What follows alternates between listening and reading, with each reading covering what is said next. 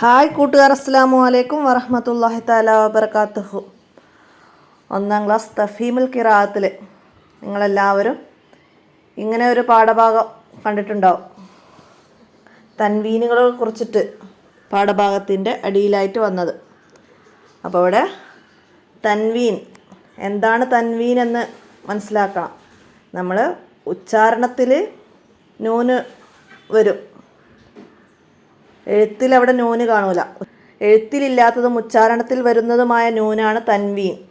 അപ്പോൾ അവിടെ അൻ, ഉൻ, ഇൻ എന്നൊക്കെ വരുമ്പോൾ നമുക്ക് അവസാനത്തിലൊരു നൂന് വരുന്നുണ്ട്, അതാണ് തൻവീൻ. അപ്പോൾ അതാണ് എല്ലാവരും മനസ്സിലാക്കേണ്ടത്. അപ്പോൾ നമുക്കവിടെ ഫത്ഹ, ലൊമ്മ, കസറ നമ്മൾ പഠിച്ചു.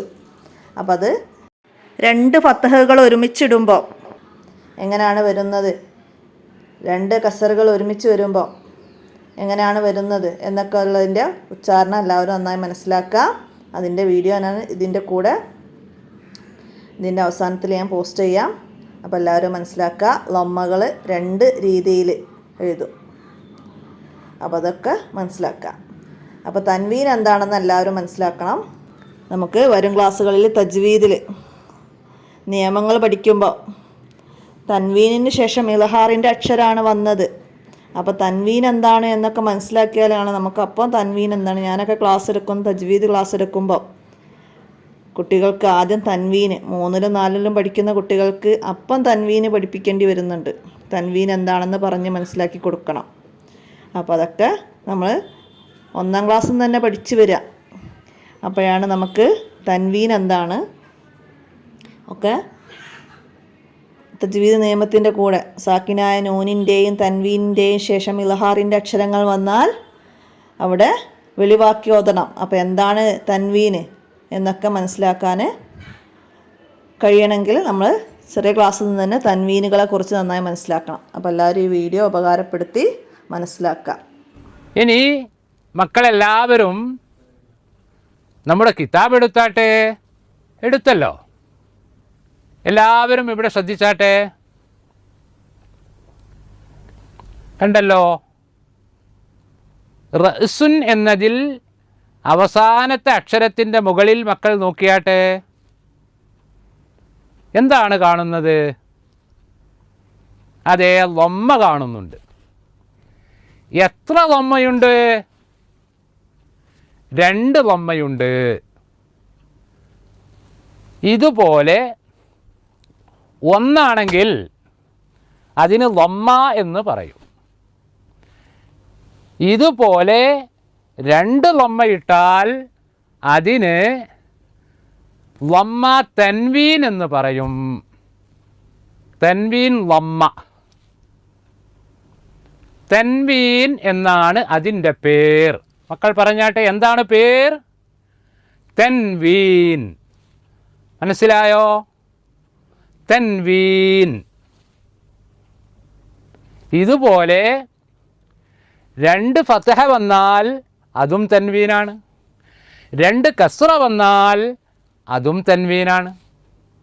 അപ്പോൾ 3 രൂപത്തിൽ തൻവീൻ വരും. എങ്ങനെയാണ്? ഇതുപോലെ കണ്ടല്ലോ. ആദ്യം ഫത്ഹ തൻവീൻ കണ്ടില്ലേ? പിന്നീട് ലൊമ്മ തൻവീൻ. അതിൻ്റെ ശേഷമുള്ളതോ അതും ലൊമ്മ തൻവീൻ. അതിൻ്റെ ശേഷം താഴെയാണുള്ളത് കസ്റ തൻവീൻ. മനസ്സിലായോ? ഇത് ഫത്ഹ തൻവീൻ, ഇത് ലൊമ്മ തൻവീൻ, ഇതും ലൊമ്മ തൻവീൻ, ഇത് കസ്റ തൻവീൻ. മനസ്സിലായില്ലേ? ഞാനൊരു ഉദാഹരണം കാണിക്കാം. ഇതെന്താണ്? അതെ, ഹംസ. എന്താണ്? ഹംസ. ഹംസക്ക് മുകളിൽ നമുക്ക് ഒരു ഫത്ഹ കൊടുക്കാം. ഫത്ഹ കൊടുത്തു. എന്തു വായിക്കും? അ. അതെ, എന്തു വായിക്കും? അ എന്ന് വായിക്കും. ഇനി അതിനു മുകളിൽ ഒരു ഫത്ഹ കൂടെ കൊടുക്കുന്നു. ഇതുപോലെ. ഇപ്പോൾ എത്ര ഫത്ഹയായി? 2 ഫത്ഹ. ഇതെന്ത് വായിക്കും? അൻ.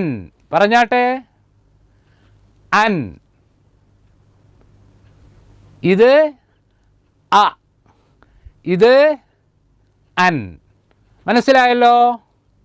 ഫത്ഹയാണെങ്കിൽ അ, 2 ഫത്ഹ കൊടുത്താൽ അൻ.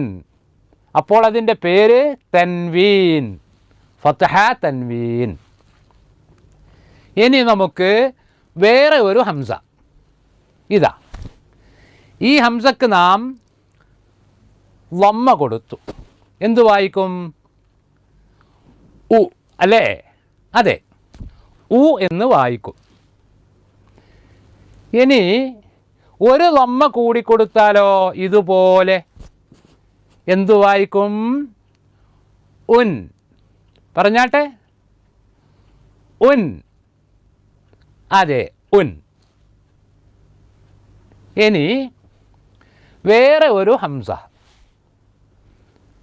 അതിനൊരു ലമ്മ കൊടുത്തു. എന്തു വായിക്കും? ഉ.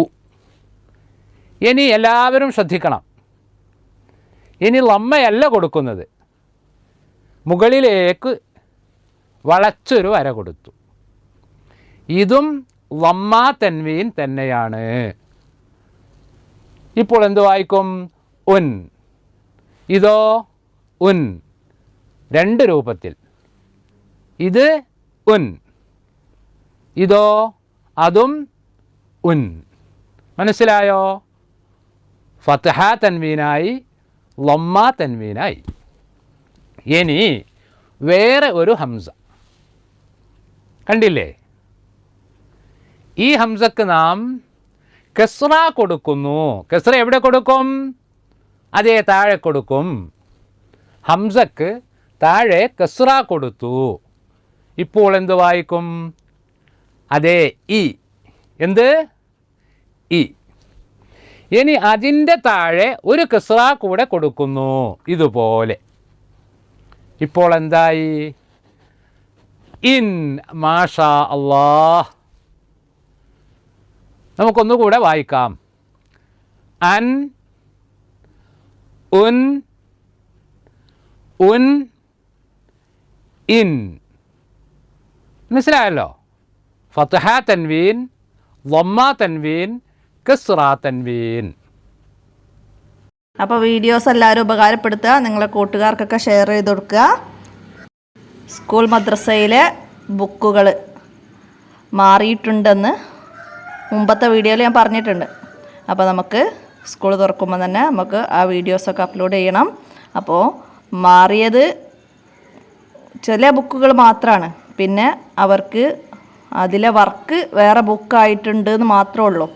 വേറെ പാഠഭാഗങ്ങൾക്കൊന്നും മാറ്റമൊന്നുമില്ല. ചില പാഠങ്ങൾ അത് തന്നെ ആവർത്തിക്കാതെ വേറെ പാഠമായിട്ടാണ് വന്നത്. അപ്പോൾ എല്ലാവരും മനസ്സിലാക്കുക, ഉപകാരപ്പെടുത്തുക. ഇന്നത്തെ ഈ വോയിസ് ഞാൻ അവസാനിപ്പിക്കുകയാണ്. അസ്സലാമു അലൈക്കും വറഹ്മത്തുള്ളാഹി വബറകാതുഹു.